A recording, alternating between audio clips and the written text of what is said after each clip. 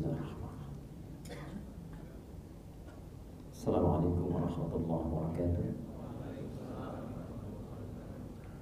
Alhamdulillahi wa kafa. Assalatu wassalamu ala rasulillahil mustafa wa ala alihi wa sahbihi wa man wafa. Amma ba'd fa ya ibadallah, usi nafsi wa iyyakum bi taqwallahi faqad faza al-muttaqun fala tamutunna illa wa antum muslimun. فقال تعالى يا أيها الذين آمنوا اتقوا الله حق تقاته ولا تموتن إلا وأنتم مسلمون. وقال يا أيها الناس اتقوا ربكم الذي خلقكم من نفس واحدة وخلق منها زوجها وبث منهما رجالا كثيرا ونساء واتقوا الله الذي تساءلون به والأرحام إن الله كان عليكم رقيبا. Hadirin saudara-saudariku jemaah salat zuhur rahimani wa rahimakumullah. Semoga Allah senantiasa memberikan kemuliaan kepada kita semua. Mari kita awali pertemuan kita di zuhur ini dengan bersyukur kepada Allah Subhanahu wa taala. Kita masih diberikan kesempatan menunaikan salat zuhur berjamaah. Semoga salat yang telah kita tunaikan diterima oleh Allah Subhanahu wa taala sebagai ibadah yang pernah diikhlaskan menjadi amal saleh karenanya. Penting diketahui di dalam Quran, orang yang telah tuntas menunaikan sholat itu dibagi pada dua golongan. Quran surah keempat An-Nisa ayat 103. Mari kita lihat uraiannya. فَإِذَا قَضَيْتُمُ الصَّلَاةَ, maka jika sholat telah tuntas Anda tunaikan. Jika Anda wakaf di sini, berhenti baca Qur'annya di ayat ini, fa idza qadaytumus shalah, maka ini menurut para ulama menunjuk pada golongan yang pertama. Ada orang-orang yang motif salatnya sekedar menuntaskan kewajibannya saja.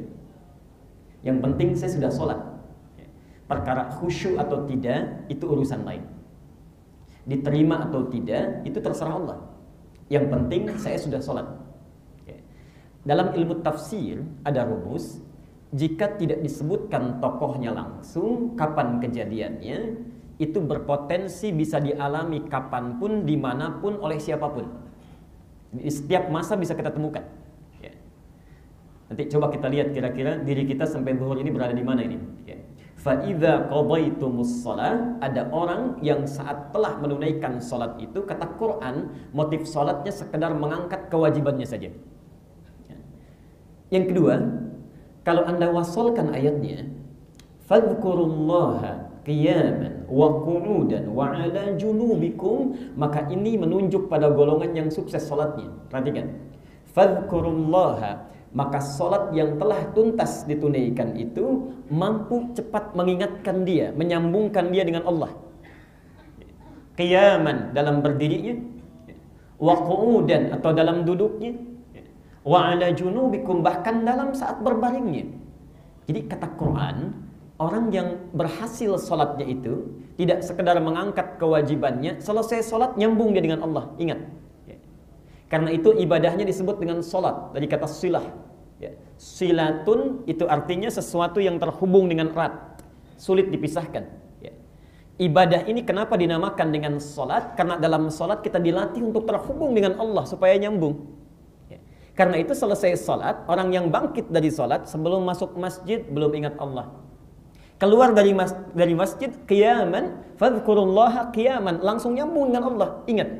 Perhatikan bedanya orang yang ingat Allah dengan tidak ingat Allah. Orang yang ingat, nyambung dengan Allah, merasa tersambung, diawasi, dilihat, itu tidak mungkin dari ujung kepala sampai ujung kakinya bisa melakukan satu hal yang keliru dalam aktivitasnya. Keluar dari masjid karena ingat Allah, tidak akan tertukar sepatunya. Karena ingat, tahu dia, takut kalau langkahnya ketika melangkah salah langkah, Allah tidak suka. Karena dia merasa sedang dilihat oleh Allah, nyambung. Begitu melihat sesuatu, saat yang dilihat tidak sesuai dengan keinginan Allah, dia ingat.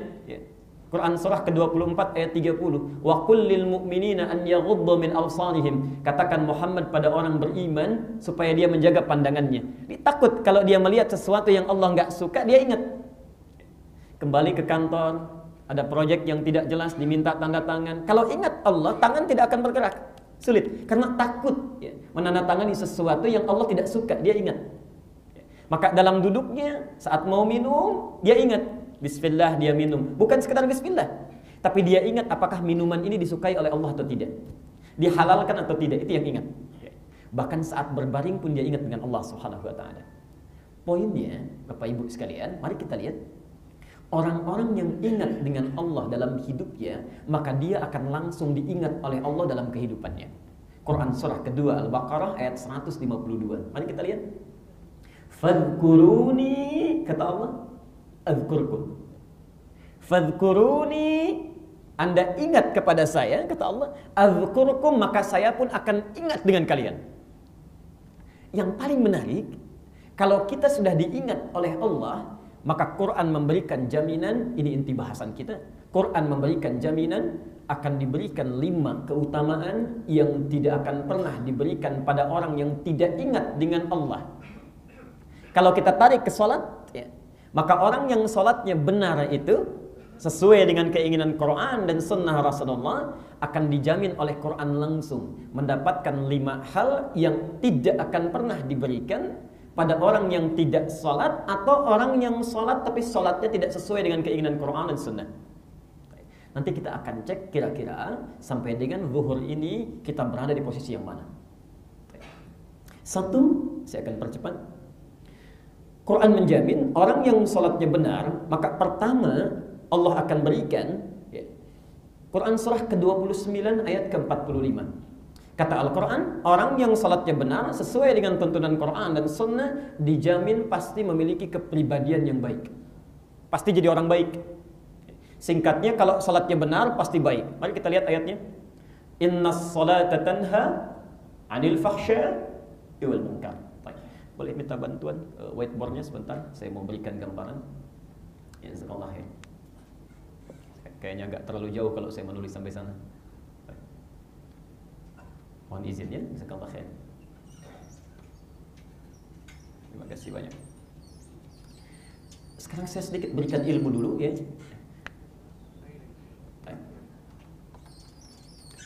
Innas salata tanha 'anil fahsya wal munkar. Mari kita lihat ayatnya sebentar.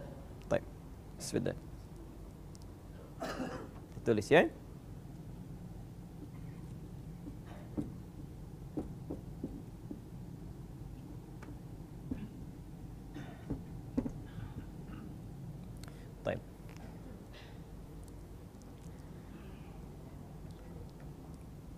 Bapak Ibu sekalian, dalam kalimat bahasa Arab ada kalimat yang menggunakan alif lam, ada yang tidak menggunakan alif lam. Kalau kalimatnya ditulis tidak menggunakan alif lam, misal alif lamnya kita coret ya, inna sholah saja, alif lamnya tidak ada. Maka itu maknanya nakirah, umum dalam bahasa Arab. Bebas, tidak terikat dengan aturan. Tapi kalau ada alif lamnya tertulis seperti di muka, innas sholah, itu artinya ma'rifah, khusus ya. Ada aturannya, tertentu ya. Seperti artikel the dalam bahasa Inggris, car, mobil, banyak tuh di luar ya. Tapi kalau kita katakan the car, yang itu bukan yang lain. Sekarang perhatikan, kata Quran, innas sholah, semua kalimat sholat di Quran yang menunjuk pada ibadah itu selalu menggunakan alif lam. Al-Baqarah ayat 3, kalimat salat pertama, alladzina yu'minuna bil ghaib wa yuqimunas shalah. Al-Baqarah 43, wa aqimus shalah, selalu pakai alif lam. Yuk kita terjemahkan, innas shalah, salat yang dilakukan dengan benar itu khusus ada aturannya di Quran, petunjuknya di sunnah, tidak bebas, tidak sembarangan. Itu yang akan menjadikan pelakunya tanha 'anil fahsya'i wal munkar, terbebas dari 2 sumber keburukan. Jadi kata Quran, kalau ada orang sikapnya buruk, sifatnya tidak baik, sumbernya cuma 2. Satu fahsya, keburukan yang sumbernya dari syahwat ya. Maaf, kata-kata jorok itu fahsya, kotor itu fahsya, suka mencela itu fahsya, gosip itu fahsya, pornografi itu fahsya, porno aksi itu fahsya. Jadi tidak mungkin ada orang sholat kata-katanya kotor, mustahil itu. Tidak mungkin ada orang sholat senang mencela orang, itu mustahil ya. Kalau ada orang tidak sholat suka mencela ya, kata-katanya kotor, itu tidak usah dipikirkan, memang nggak sholat. Tapi kalau ada orang sholat, mohon maaf, pandangannya tidak pernah punya filter, kata-katanya tidak terkontrol, ya, seringkali tajam pada orang lain, ya rahmatullah, ada yang keliru dalam sholatnya. Ada yang keliru dalam sholatnya, belum sempurna sholatnya. Yang kedua, mungkar. Mungkar itu keburukan yang diingkari oleh hati, sumbernya nafsu perut dan akal. Bohong itu mungkar, mencuri itu mungkar, korupsi itu mungkar. Maaf, berselisih itu mungkar, merampok itu mungkar, membunuh itu mungkar, korupsi itu mungkar. Tidak mungkin ada orang sholat mencuri, mustahil. Tidak mungkin ada orang sholat korupsi. Jadi kalau ada orang sholat misalnya, masih sempat dalam hidupnya terlihat berlaku yang tidak pantas, mungkar, ada yang keliru dalam sholatnya. Saya tidak tahu kalau di Al-Istiqamah, ya. Sementara di masjid lain, orang mau sholat pun datang ke masjid masih takut kehilangan sandalnya, padahal mau sholat. Ada yang keliru itu, ya. Baik, satu. Kedua, kita cepat. Kata Quran, orang yang benar sholatnya itu langsung dijamin oleh Allah dalam Al-Quran, pasti diberikan ketentraman dalam jiwanya. Tenang, bawaannya tenang. Sedang tidak punya masalah, tenang itu biasa. Punya masalah berat pun tetap tenang, itu yang luar biasa. Ada orang macet sudah klakson sana sini, masya Allah, sudah mengeluh. Yang ini masya Allah tenang saja. Dikasih macet, alhamdulillah bisa menghafal Quran, alhamdulillah bisa dengar tausiah. Mau ngapain lagi? Memang sudah macet. Ya. Jadi hatinya tuh tentram sekali. Ya. Quran surah ke-20, Taha ayat ke-14. Aqimis salata li dzikri. Tunaikan salat dengan benar. As-salah, aqimis salata li dzikri, supaya engkau tersambung kepadaku, zikir, ingat. Ya Allah, apa faedahnya kalau saya sudah ingat kepadamu? Dijawab di Quran surah 13 Ar-Ra'd ayat ke-28. Ala bidzikrillahi tatma'innul qulub. Yakinkan pada dirimu kalau zikirmu benar kepada Allah, dampak selanjutnya tatma'innul qulub. Hatimu pasti tentram. Coba cek sampai dengan zuhur ini. Dari sekian salat yang telah kita tunaikan, sudahkah salat menghilangkan gusar dalam jiwa kita? 3, saya percepat dulu. Kalau salatnya benar ditunaikan oleh Quran, langsung turun statement Allah. Perhatikan kalimatnya. Kata Quran, orang ini akan dimudahkan segala urusan hidupnya, dilancarkan rezekinya tiada bertepi. Quran surah 65 At-Talaq ayat 2 dan 3, ditafsir di Al-Baqarah ayat 2 dan 3. Perhatikan persamaannya ya, kita buat persamaannya. Wa may yattaqillaha yaj'al lahu makhrajan. Wa may yattaqillaha, siapapun yang meningkatkan takwanya kepada Allah, persamaannya yaj'al lahu makhraja, setiap dia punya kesulitan dalam hidupnya, Allah akan urai segala kesulitannya. Kesulitan di rumah tangga, di kantor, pekerjaan sosial, macam-macam. Ini pun mohon maaf nih, yang kelihatan wajahnya tenang-tenang, belum tentu nggak punya masalah itu, ya. Sebelum turun ke masjid mungkin ada pekerjaan yang masih dipikirkan sampai sekarang, bisa jadi. Lihat persamaan Qur'annya. Kata Qur'an, wa may yattaqillaha, Anda tingkatkan takwa, persoalan pelan-pelan oleh Allah diurai. Terurai itu, insyaallah. Jadi ini ada isyarat di Qur'an, kalau Anda punya masalah tidak selesai dengan ikhtiar kita, dengan ilmu tidak selesai, ya, dengan materi nggak beres-beres, dengan tenaga nggak pernah tuntas, coba cek barangkali persoalan kita itu terdapat dengan Allah, takwa belum meningkat, ya. Bahkan wa yarzuqu min haitsu la yahtasib, rezeki yang macet pun bisa didatangkan dengan cepat. Kalau Anda bertanya, ya Allah, saya ingin tingkatkan takwa, dari mana mulainya? Dijawab di Al-Baqarah ayat 2 dan 3. Perhatikan, dzalikal kitabu la raiba fi hudal lil muttaqin. Isi Quran kalau sudah ada statement, jangan diragukan statement itu, kandungannya pasti jadi petunjuk bagi orang yang takwa. Siapa orang takwa ini? Ayat 3-nya. Alladzina yu'minuna bil ghaib wa yuqimunas shalah, yaitu orang yang setelah menyatakan dirinya beriman pada Allah yang tak nampak dalam pandangannya, ghaib, maka dia buktikan dengan menyempurnakan salat. Yuqimunas shalah, yuqim itu sempurna salatnya. Jadi kalau ada orang tiap hari salat 5 waktu tidak pernah tertinggalkan, masalah nggak pernah tuntas, mungkin belum sempurna salatnya. Teruskan. 4, kita agak cepat. Bila salat ditunaikan dengan baik, sesuai dengan keinginan Quran dan Sunnah, ini langsung Quran yang jamin. Kata Al-Quran, perhatikan, ada isyarat di ayat-ayatnya, setiap doa yang dimohonkan dalam salatnya, sulit bagi Allah untuk menolaknya. Setiap doa yang dimohonkan dalam salatnya, itu cepat dijawabnya Allah. Bahkan nanti kita akan bahas, kalau lain waktu kita bertemu, ada 4 keadaan dalam sholat yang bahkan hadisnya qudsi. Sulit bagi Allah menolaknya. Saat berdiri, 1, 2 saat rukuk, 3 saat sujud, ini yang diperbanyak, dan 4 sesaat sebelum salam. Saya beri contoh 1 saja di Quran, doa seseorang yang saat sholat dalam berdirinya langsung dikabulkan oleh Allah. Yuk kita lihat situasinya dulu. Ada suami istri menikah, puluhan tahun belum dikaruniai keturunan.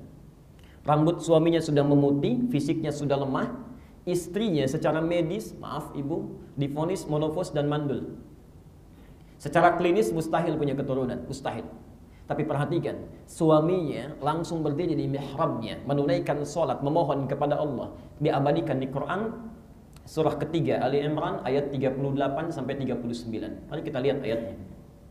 Hunalika da'a Zakaria rabbah. Di mihrabnya Nabi Zakaria bangun menunaikan sholat, bermohon kepada Allah Tuhannya. Ya. Qala rabbi habli min ladunka dzurriyyatan thayyibah. Dalam sholatnya berdoa kepada Allah, ya Allah, hamba sudah ikhtiar semampu hamba untuk memiliki keturunan. Semua hand up mengatakan tak mungkin. Hamba minta kepadamu saja yang tidak ada batasan. Innaka sami'ud du'a, pasti engkau dengar doa hamba. Tolong garis bawahi dulu ya, ibadah salat itu bukan khusus diturunkan pada Nabi Muhammad dan umatnya saja. Sebelum beliau sudah ada salat. Cuma caranya tidak sesempurna kita sampai sujud dan salam. Ya, kita menutup dengan sempurna. Dulu sudah ada salat. Ya, Nabi Isa salat, Quran surah 19 Maryam ayat 31. Nabi Musa salat, ya, Quran misalnya surah Al-Maidah ayat ke-12. Banyak. Semua sudah salat. Ya. Jadi kalau diurut dari Nabi Muhammad sampai Nabi Adam alaihissalam, itu sudah ada salat. Sudah ada. Cuma caranya tidak sesempurna kita. Jadi kalau kita urutkan, Muhammad bin Abdullah bin Abdul Muttalib bin Hashim bin Abdul Manaf bin Qusay bin Murrah bin Kilab bin Ka'ab bin Ghalib bin Fihr bin Malik bin Nadar bin Kinanah bin Khuzaimah bin Mudrikah bin Ilyas alaihissalam bin Nizar bin Mudar bin Ma'ad bin Adnan bin Adni bin Adi bin Muqawwam bin Nahur bin Tarikh bin Ya'rub bin Yasjub bin Nabit bin Ibrahim alaihissalam bin Ismail alaihissalam bin Ibrahim alaihissalam bin Adhar bin Nahur bin Abir bin Kinan bin Arfakhshad bin Sam bin Nuh alaihissalam bin Mihlail bin Matushadah bin Kinan bin Anwas bin This bin Adam alaihissalam. Ini dari Nabi Muhammad SAW sampai Nabi Adam sudah ada salat, cuma syariatnya, caranya berbeda dengan kita. Di sini Nabi Zakaria sedang salat. Apa buktinya? Ayat 39-nya. Perhatikan kalimatnya. Begitu beliau meminta dalam berdirinya, tiba-tiba selesai doanya, salatnya belum selesai. Turun malaikat. Fanadathul malaikatu wa huwa qa'imun yusalli fil mihrab. Tiba-tiba kata Quran, selesai beliau berdoa, belum selesai salatnya, masih berdiri dalam salatnya, langsung turun malaikat. Ya. Hurufnya menggunakan fa. Di Quran itu ada fa, ada wawu, ada thumma. Itu berbeda. Kalau pakai wawu, misal, zahaba Muhammadun ila jami'il istiqamah wa Ahmad. Muhammad pergi ke masjid istiqamah dan Ahmad pakai wawu. Itu artinya Muhammad pergi, Ahmad nyusul. Mungkin 5 menit kemudian. Kalau pakai thumma, jaraknya agak jauh. Mungkin 30 menit kemudian. Tapi kalau menggunakan fa, itu harfu aqfin bila hudud. Huruf pengikat tanpa jeda. Jadi begitu Muhammad pergi, Ahmad pun langsung. Ini begitu Nabi Zakaria bermohon kepada Allah, selesai doanya, malaikat langsung turun tanpa jeda. Wa huwa qa'imun yusalli fil mihrab, sedangkan beliau masih berdiri dalam salatnya, belum selesai salatnya. Annallaha yubashshiruka bi Yahya. Zakaria, Allah kasih kabar gembira, Anda akan punya anak, langsung namanya dari Allah Yahya. Artinya hidup. Yang mustahil menurut manusia, lahir dari rahim perempuan yang divonis monofos dan mandul hidup, kata Allah tidak ada batas, lahir dan hidup dia.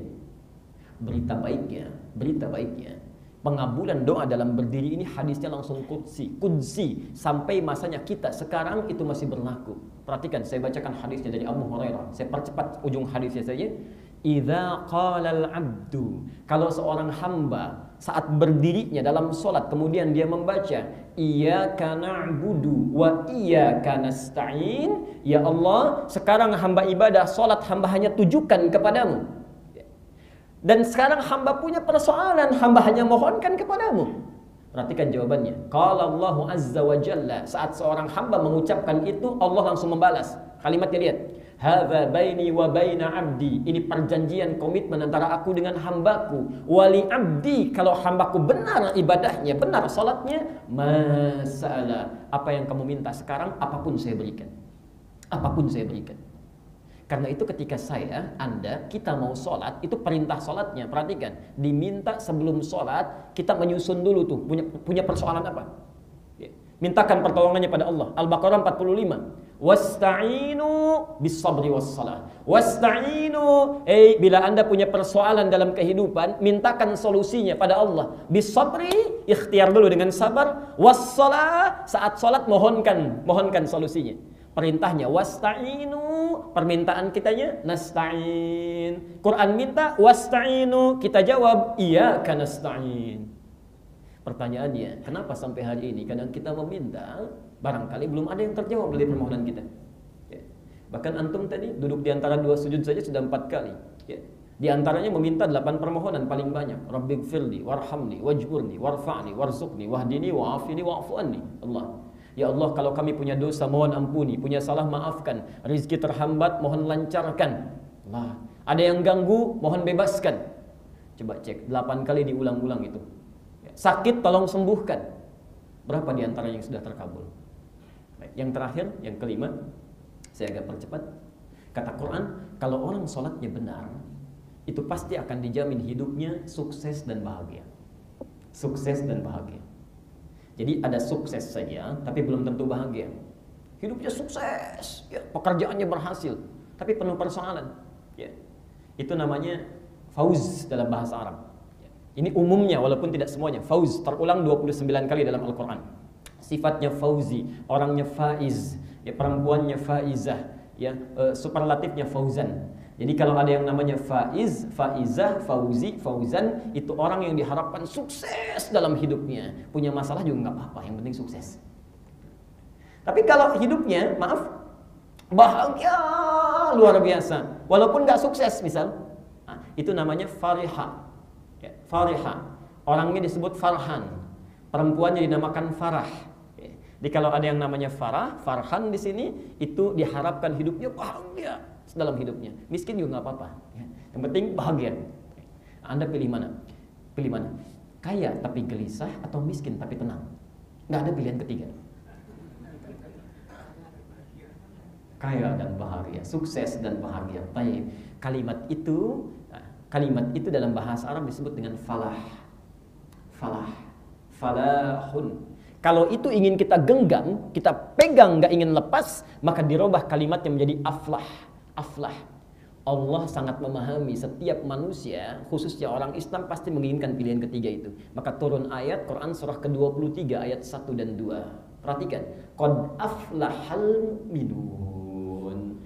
Orang beriman kalau benar imannya, pasti dia menggenggam kesuksesan dan kebahagiaan dalam hidupnya. Apa ciri pertamanya? Ayat keduanya. Alladzina hum fi shalatihim khashi'un. Yang dia dalam salat selalu khusyuk menunaikannya. Nanti saya akan ceritakan di akhir kalau masih ada masa, seorang sahabat yang cuma modal pakaian, begitu dilatih salat oleh Nabi, setahun di Madinah dia orang paling kaya nomor 1 di Madinah, mempraktekkan nilai salatnya. Allah. Bapak Ibu sekalian, saking pentingnya yang kelima ini, itu diulang-ulang 5 kali dalam sehari diingatkan pada kita. Coba cek dalam azan, setelah hayya 'alas shalah apa? Hayya 'alal falah. Ayo Anda salat, kalau belum bahagia mintakan kepada Allah. Ya. Ada masalah dalam pekerjaan, dalam kehidupan, mohonkan. Allah berikan, Allah tunggu itu. Nah, sekarang, ayo kita evaluasi dulu. Salat yang telah kita tunaikan sampai zuhur ini dengan ba'diyahnya, berapa dari 5 ini yang sudah kita raih? Apakah seluruhnya sudah diraih? Atau jangan-jangan ada orang sholat di antara kita masih gemar melakukan fahsya dan mungkar. Hidupnya tidak tentram, persoalan selalu datang, ya, doa jarang terkabul. Apa yang salah?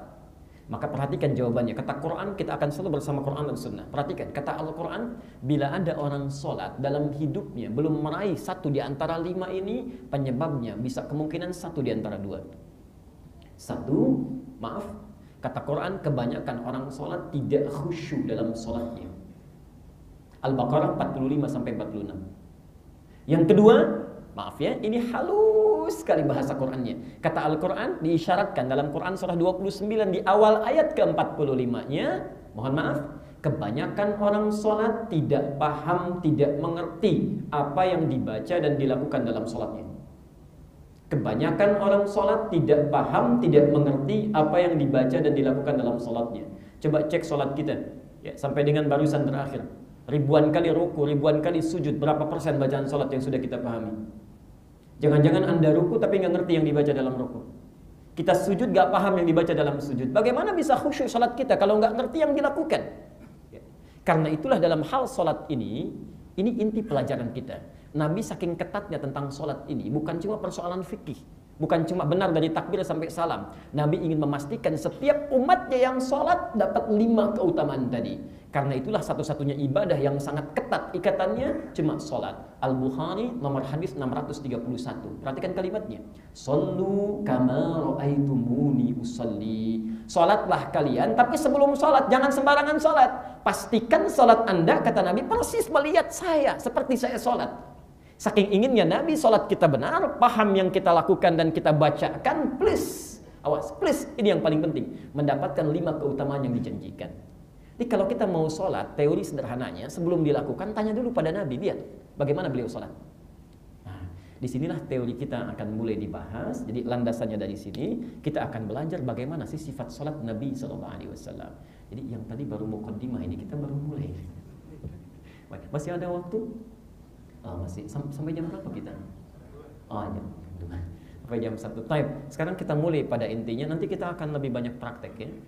Jadi Bapak Ibu sekalian, yuk kita bawa dulu suasananya. Kalau kita ingin belajar tentang sholat, petunjuk hadisnya sebelum dilakukan, bertanya dulu, lihat dulu Nabi. Sekarang persoalannya, ada nggak di antara kita yang lihat Nabi? Atau hidup sezaman dengan Nabi barangkali? Tidak ada. Mimpi pun belum tentu ketemu Nabi. Maka kita harus melihat kepada orang yang pernah melihat Nabi sholat, lalu menyampaikan kepada orang-orang setelahnya. Ada orang sholat di belakang Nabi, sahabat, sampaikan lagi kepada orang setelahnya. Sampaikan lagi, sampai kepada kita. Kalimat petunjuk yang sampai disebut dengan hadis, tata caranya disebut dengan sunnah. Maka demikian kita akan belajar. Yuk kita bertanya dulu ya, sebelum kita mulai. Ya Rasulullah, kami sudah mau sholat ini, ingin mendapatkan 5 tadi. Bagaimana caranya? Maka kita runtut dalil-dalilnya dulu. Kita tanya pada yang pernah mendapatkan keterangannya. Kita punya mic yang ini. Baik.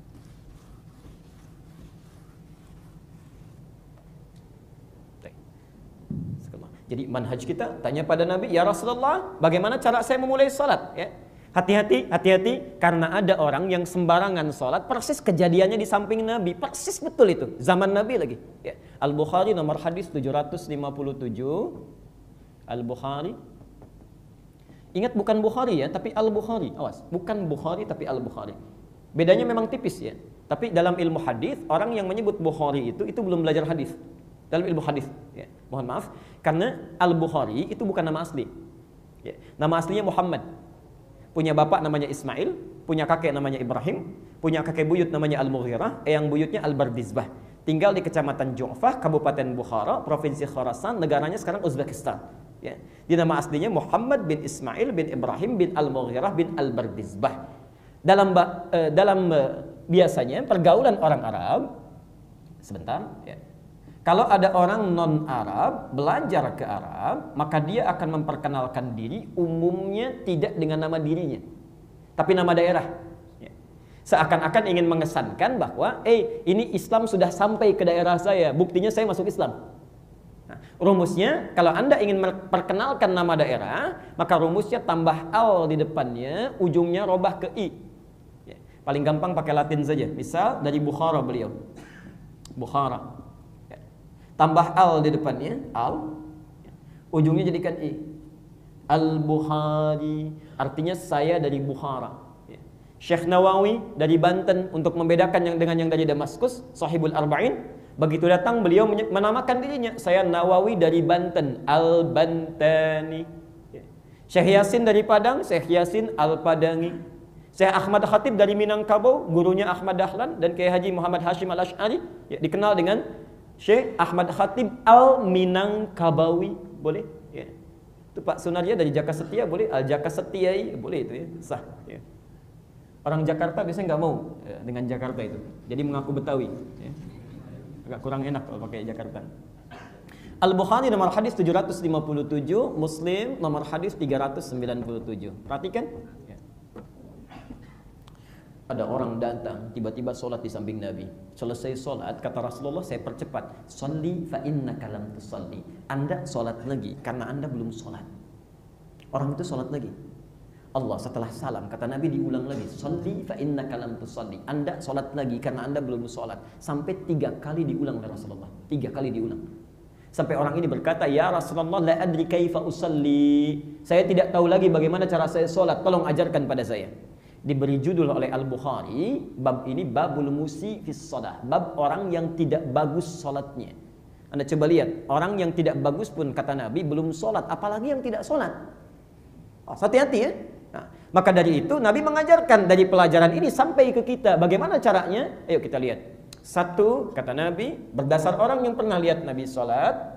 Sebelum kita sholat, kita pastikan dulu Al-Bukhari nomor hadis 1117. Kemudian caranya kita teruskan, misal Abu Daud nomor hadis 849. Kalau tidak mampu, Al-Bukhari lagi kembali nomor hadis 2996. Dan cara maksimalnya Abu Daud lagi nomor hadis 666. Gambarnya nanti kita akan lihat dalam layar. Di setiap gerakan kita akan bertanya. Kalau mau baca kita bertanya. Ya, kita mulai. Ya Rasulullah, bagaimana cara kami salat? Ya. Kata Nabi, ayo kita mulai. Sholli qa'iman. Saat Anda pertama akan salat qa'iman, siap berdiri. Ya. Di salat dimulai dengan berdiri. Awas, hati-hati. Salat dimulai dengan berdiri. Bagi yang mampu berdiri tapi dia memilih duduk, hati-hati. Bagi yang mampu berdiri tapi dia memilih duduk, maka salatnya oleh ulama sepakat dipandang tidak sah salatnya. Tidak sah salatnya. Hati-hati ya. Tidak sah salatnya. Awas. Ada orang mampu berdiri dalam salat fardu, lalu dia memilih duduk, maka salatnya mesti diulang. Ya. Kecuali salat sunnah. Salat sunnah boleh, sekali lagi, boleh kalaupun kita mampu berdiri, kita boleh duduk kalau ingin duduk. Ya. Cuma pahalanya setengah. Ya, pahalanya setengah, betul ya. Redaksi hadisnya demikian. Salatul qa'id nisful qa'im. Salat orang yang duduk dalam salat sunnah setengah dari pahala orang berdiri. Ya, baik. Biasanya umumnya saat tarawih itu Anda umrah ke Mekah, ya, kemudian tidak kuat berdiri lama, padahal masih sanggup berdiri. Anda duduk, saya. Jadi 1 berdiri. Nah. Kalau tak mampu berdiri, au qa'idan, kata Nabi, kalau tak mampu berdiri, silahkan Anda duduk. Ya, sah hukumnya, silahkan. Tapi duduk pun nggak langsung duduk. Perhatikan Abu Daud nomor hadis 849. Ya. Diriwayatkan falamma takhadhal lahma wa asanna, maka tatkala Nabi semakin agak gemuk dan semakin sepuh, perhatikan, beliau sebetulnya bisa memilih duduk. Tapi ittakhadha amudan fi musallahu. Nabi berusaha sedapat mungkin untuk berdiri sampai mengambil sandaran supaya bisa berdiri itu. Artinya, kalaupun Anda misal punya persoalan dalam sujud, tidak mampu langsung berdiri lagi, maka boleh misalnya saat berdirinya kita berdiri. Begitu mau rukuk sujud, siapkan tempat duduk di belakang, duduk. Ya. Itu lebih bagus dibandingkan langsung duduk seketika. Ya. Jelas di sini? Abu Daud nomor hadis 849. Ya. Au ala jambin, kalau tak mampu fa illam tastati fa ala jambin. Kalau Anda tak mampu duduk pun boleh sambil berbaring, boleh. Ya, Masya Allah. Jadi diberikan sangat kemudahan tapi tidak dimudah-mudahkan. Bisa berdiri, silahkan. Gak bisa, langsung duduk.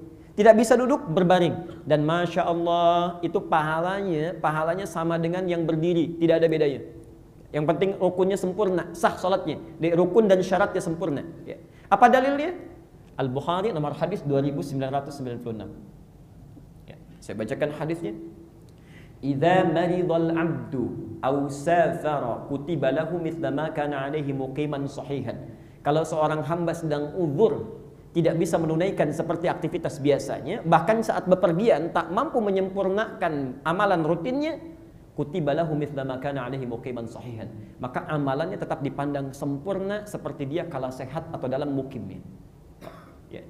Ini penting saya sampaikan karena ada seorang ibu di Al-Azhar pernah bertanya, "Ustaz, saya di rumah sakit, sholatnya cuma berbaring, wudunya cuma tayamum, saya diterima nggak oleh Allah?" Saya bilang, "Bu, jangan bicara dulu diterima atau tidak. Banyak di luar sana orang-orang sehat nggak kepikiran sholat. Ibu sakit masih mau sholat. maka Allah lebih berhak memberikan pahala yang berlipat.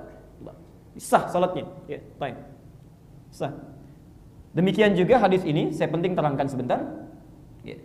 Bahkan jangankan orang sakit, orang sehat pun punya amalan rutin misalnya, kemudian dia ada uzur, misal safar lah ya, tidak sempat menunaikan amalan rutinnya, itu oleh Allah tetap dicatat pahalanya.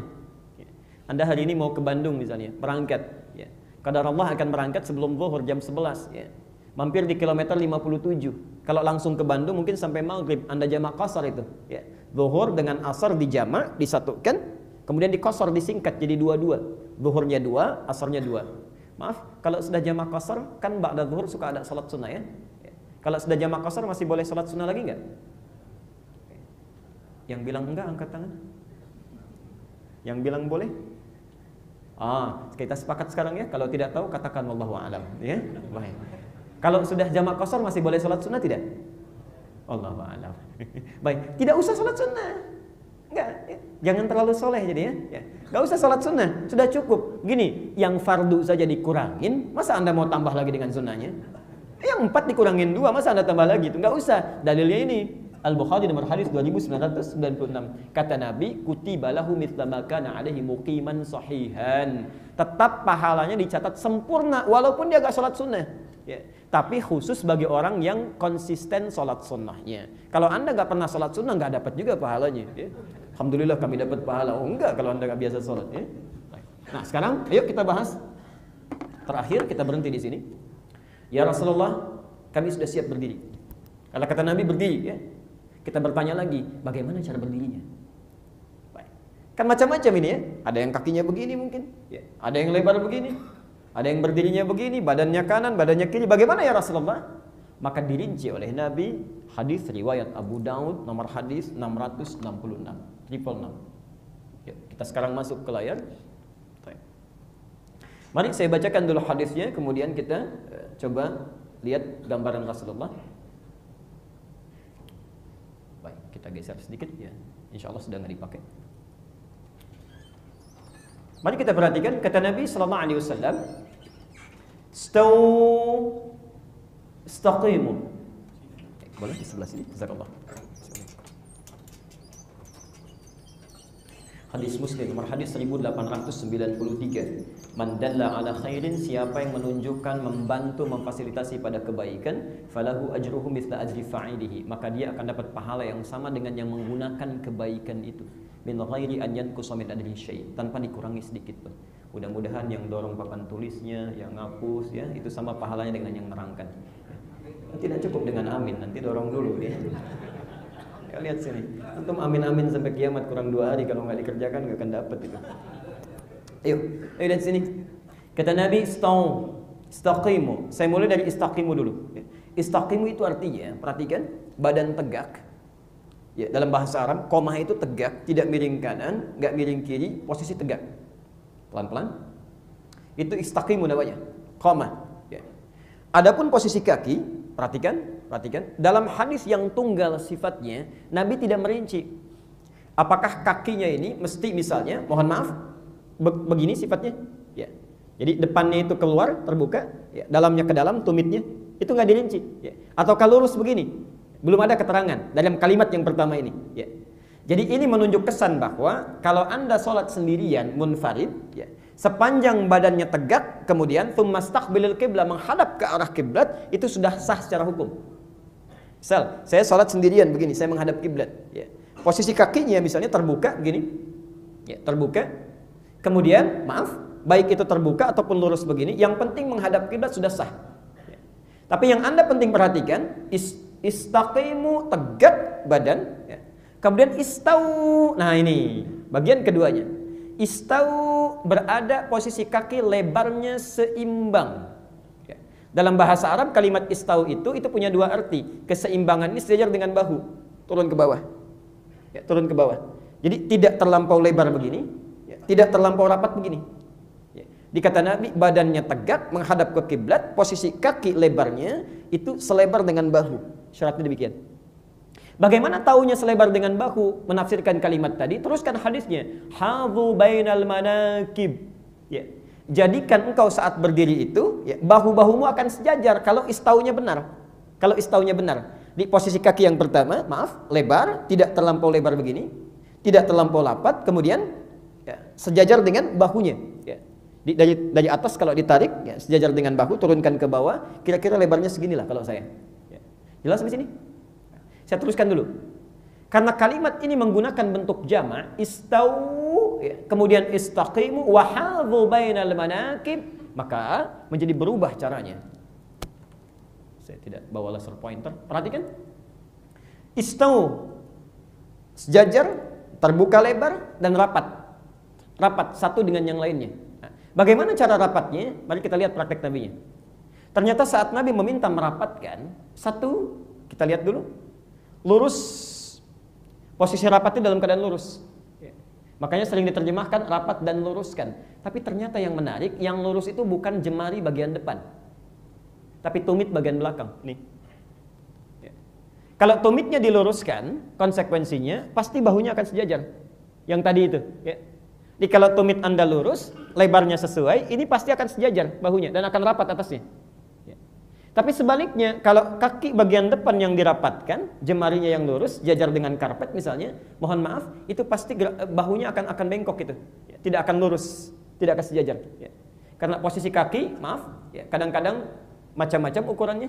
Ada yang 39, ada yang 41, misalnya, ada 40. Kalau antum luruskan bagian depannya yang di sini, itu bahunya otomatis akan bengkok. Ya. Karena itulah Nabi saking ketatnya dalam kalimat istau istaqimu ini, perhatikan, Rasulullah SAW sampai beliau jalan itu. Pertama bikin garis pakai pedang. Ini saya ilustrasikan. Ya. Nabi membuat garis pakai pedang, digaris oleh beliau. Lalu sahabat diminta berdiri lurus di situ. Ya. Tapi ini jangan dibaca tekstual ya. Anda jadi imam bawa pedang dulu misalnya digaris begini, tidak. Maksudnya itu kalau belum ada garisnya. Kalau di sini sudah ada garisnya di karpet, maka tinggal menyesuaikan. Ini sudah ada garis nih. Ya. Ini bukan jemari yang diluruskan di depan, bukan. Tumit yang diluruskan di garis bagian belakangnya. Ya. Jelas sampai sini? Nah. Selanjutnya saya percepat, posisi lebar kaki yang arahnya tadinya begini, ya.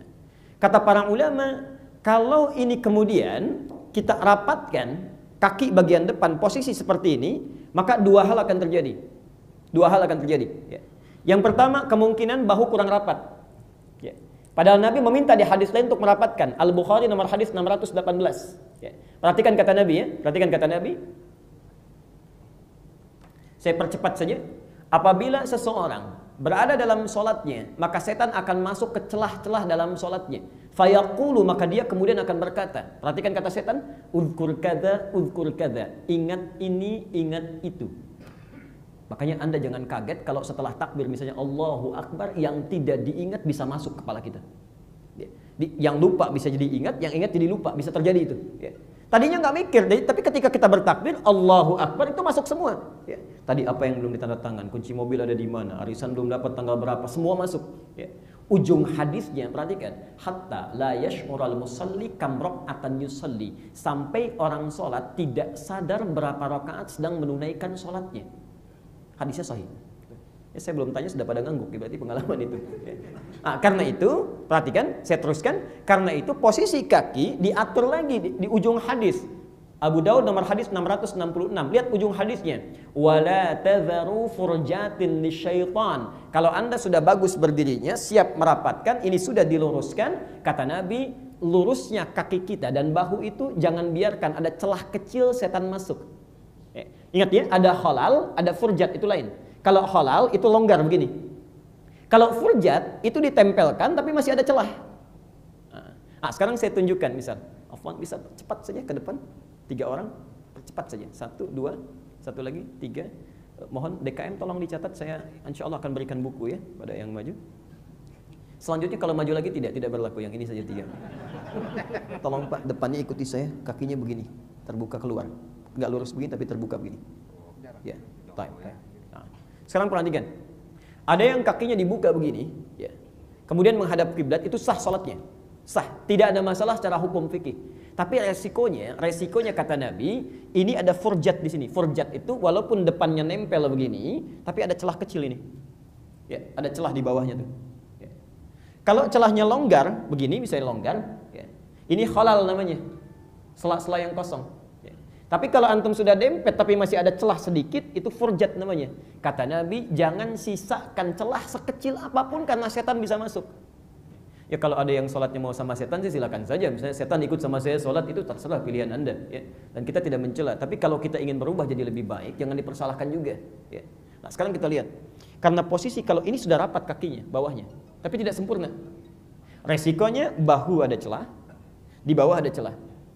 Maka kata para ulama, dari sini akan lebih baik jika posisi kaki bagian depan dan belakang itu diluruskan begini. Di depannya lurus, belakangnya lurus. Maka akan lebih sempurna cara berdirinya. Silahkan, afwan. Sekarang ikuti saya. Depannya lurus, belakangnya lurus gini Pak. Ya, mohon maaf. Lalu kita luruskan tumit bagian belakangnya. Ya. Ya, posisinya lurus kakinya, lurus sama-sama lurus. Coba lihat sebentar, pelan-pelan. Ya. Kaki depan, kaki belakang lurus begini, kemudian ditempelkan. Tumitnya luruskan dengan garis seperti gambar di muka itu ya. Ya. Coba lihat, lebih rapi ya. Celahnya lebih tertutup. Kalau Anda tidak percaya, silahkan saat sholat asar, silahkan berdiri seperti ini, Anda praktekkan. Luruskan kakinya, kaki ketemu kaki, bahu ketemu bahu. Itu Masya Allah, suasana sholat kita akan lain. Gak percaya silahkan. Akan berbeda ketika ada celah di sampingnya. Akan berbeda sama sekali. Anda bertakbir, Allahu Akbar, ada kenikmatan tersendiri. Ada kenikmatan. Tapi ini pun belum selesai hadisnya. Kata Nabi, perhatikan. Walayyinu bi'aidi ikhwanikum. Tapi serapat-rapatnya Anda jangan sampai menyebabkan tangan temanmu susah bergerak dalam takbir. Ya. Begitu didempet mau takbir susah gitu. Nah itu persoalan itu ya, dalam hadisnya. Baik, silakan Pak, silakan duduk. Jadinya seperti ini. Ini seperti ini. Ini yang diambil dari hadis Abu Daud nomor hadis 666. Jadi Anda luruskan, berdiri. Nah ini sebetulnya fase pertama membentuk kekhusyuan. Jadi kalau kita sudah kondisikan seperti ini, enak ke kita ya, nyaman dalam sholatnya. Nah kalau sudah demikian, maka saya masuk bagian terakhir, ini cepat saja. Kita akan mulai menyusun barisan, Nah, saya akan percepat masuk ke sholat berjamaah dulu ya. Nanti di sini kita akhiri. Kita belum sholat ini, baru berdiri saja. Ya. Belum takbir, belum mulai, baru berdiri. Sekarang agak cepat Pak, yang pakai peci saja langsung jadi imam. Ya kan Anda pakai peci. Satu, pelan-pelan. Pak, mohon izin. Ini imam, laki-laki, makmumnya laki-laki. Bapak mau kemana? Silakan. Jangan dengarkan bisikan yang tidak jelas. Allazi waswisu fi sudurin nas, bebas. Baik, sudah bagus ya. Ini laki-laki imamnya, ini makmumnya laki-laki. Maka berdiri di samping kanannya imam, ya. Ada dua posisi. Satu, bisa sejajar antara imam dengan makmum. Dalilnya Abu Daud nomor hadis 1367. Ya, Rasulullah pernah salat di sampingnya Ibnu Abbas. Tadinya di belakang, oleh Nabi ditarik ke depan. Ya. Kemudian disejajarkan dengan beliau. Ini sah. Ya. Atau yang kedua, ini yang berpendapat mayoritas ulama, imam lebih maju sedikit. Ya, sedikit saja. Tapi nempel, nggak ada jarak kakinya, nempel. Ya. Ada yang mengatakan satu kepalan, tidak. Itu sudah menyelisih hadis. Ya. Dia tetap menempel. Ya. Nah ini ditafsirkan oleh ulama ketika Ibnu Abbas itu ditarik oleh Nabi, usianya masih kecil, 3-4 tahun. Ya, dia khawatir terjadi sesuatu di belakang, makanya disejajarkan. Ya. Dalam sholat yang normal, ada sebagian yang kemudian menafsirkan demikian. Ya, jadi satu lebih maju, makmum lebih mundur. Dua-duanya sah karena sesuai dengan nilai hadis. Ya. Dua-duanya sah. Ini benar, dianggap sempurna. Mau sejajar, mau tidak. Ya. Jelas sampai sini? Ya. Saya teruskan dulu. Tiba-tiba masuk, silakan. Satu orang, pelan-pelan. Sekolah. Sudah? Ada pilihan lain? Tidak. Nah, sekarang perhatikan. Sebelum ini masuk ke kiri, ternyata redaksi yang muncul dalam hadis nanti saya tampilkan, ya, saya tampilkan gambar-gambar dan dalilnya. Yang muncul ini sebelum memulai saf salat dan membentuk barisan itu memberi isyarat dulu. Ya, bahasanya memberi isyarat. Yang meminta atau mengisyaratkan bisa imam yang maju atau makmum yang mundur. Jelas ya? Bisa imam yang maju atau makmum yang mundur, bergantung situasi tempatnya. Makanya ada yang mengisyaratkan satu sebelum masuk ke yang kirinya, jadi masuk dulu ke belakang sini, pelan-pelan. Bisa ada yang mengisyaratkan dengan takbir. Jadi ini takbir ke belakang, kalau saf di belakangnya yang longgar, ya. Ada yang menafsirkan cukup dengan takbir saja isyaratnya. Jadi ini bertakbir kencang, Allahu Akbar misalnya, yang ini mundur. Ya. Ada yang kedua, pelan-pelan.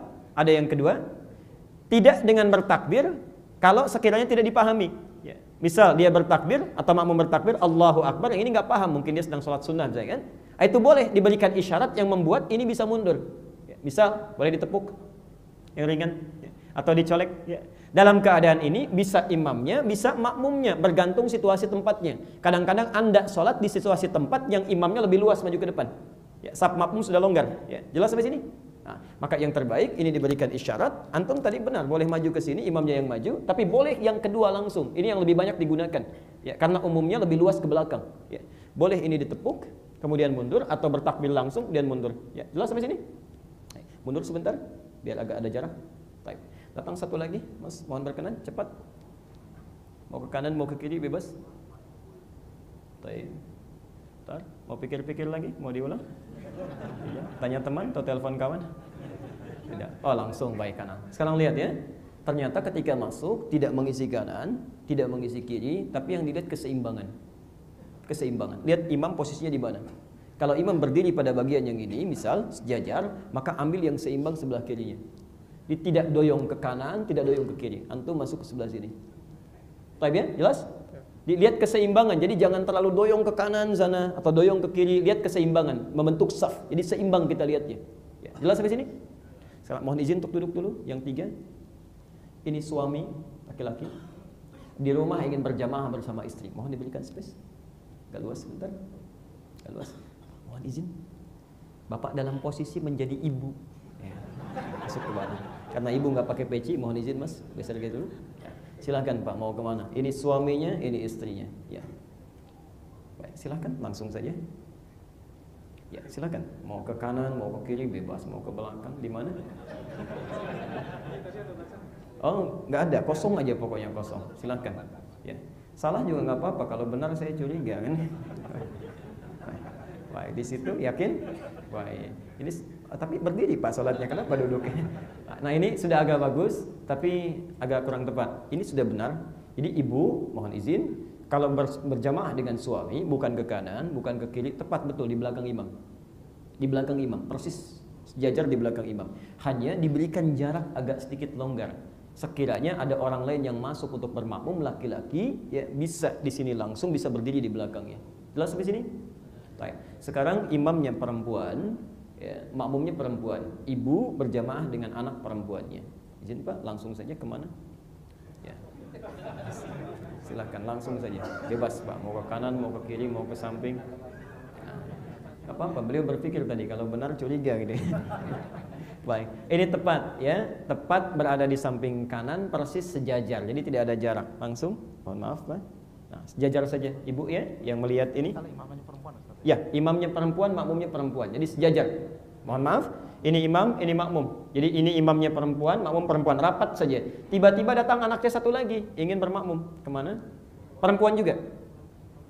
Perempuan juga, bebas Mas. Jangan dengarkan bisikan yang tidak jelas. Mau nepuk dulu atau enggak? Mau nyolek barangkali? Oh, tidak langsung. Ini sudah bagus ya.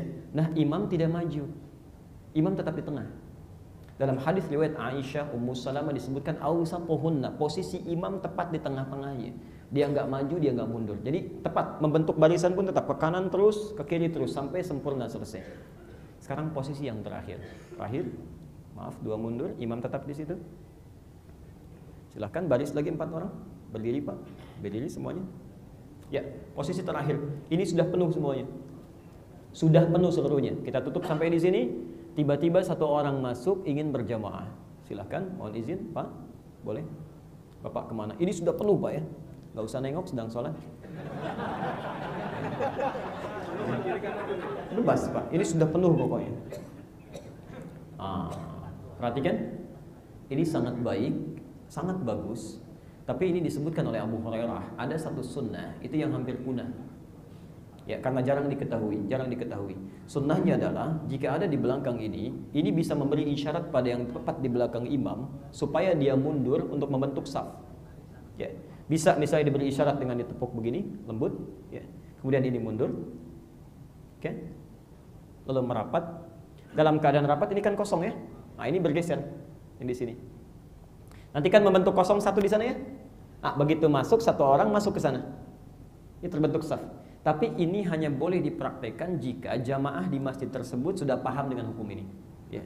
Kalau belum, Anda jangan maksa sampai narik-narik nggak tahu sunnah, katanya nggak boleh. Ya.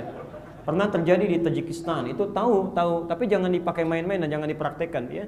Itu pernah begitu mau sholat sendirian ditepuk, ini beri isyarat, begitu ini mundur, ya, dia yang maju ke depan begini. Okay. Nah, itu persoalan yang tidak juga, awas ya, hati-hati, resikonya tinggi ya, resikonya tinggi. Silakan. Terima kasih banyak, Pak, silakan. Baik. Oh, ini posisinya sudah terangkan, ini ada gambarnya di atas, di bawahnya ada dalilnya, kemudian terjemahannya. Dan pas waktu kita saya kira berakhir sampai di sini. Bapak Ibu sekalian, kita belum sholat, kita baru berdiri ya, belum takbir, belum macam-macam. Jadi, tapi karena waktunya sudah habis, Anda punya kewajiban untuk bekerja dan tidak boleh saya ambil juga ya. Karena itu jelas uraian saya, maaf, jelas? Kalau jelas hukum Qur'annya tidak boleh bertanya ya. Karena Al-Maidah ayat 101, ya ayyuhalladzina amanu la tas'alu an asya'in tubdalakum tasukum. Hei orang-orang yang masih merasa punya iman, kalau persoalan sudah jelas jangan banyak dipertanyakan. Khawatir kebanyakan ditanya yang sudah jelas menjadi semakin tidak jelas ya. Baik, kita cukupkan dulu ya. Cukupkan dulu. Bagi yang ingin kopi silakan, saya sudah serahkan ke DKM Masjid, Anda bisa kopi dengan bebas. Kita akhiri subhanakallahumma wa bihamdika asyhadu an la ilaha illa anta astaghfiruka wa atubu ilaik. Wa akhiru da'wana alhamdulillahirabbil alamin. Wa afu minkum. Assalamualaikum warahmatullahi wabarakatuh.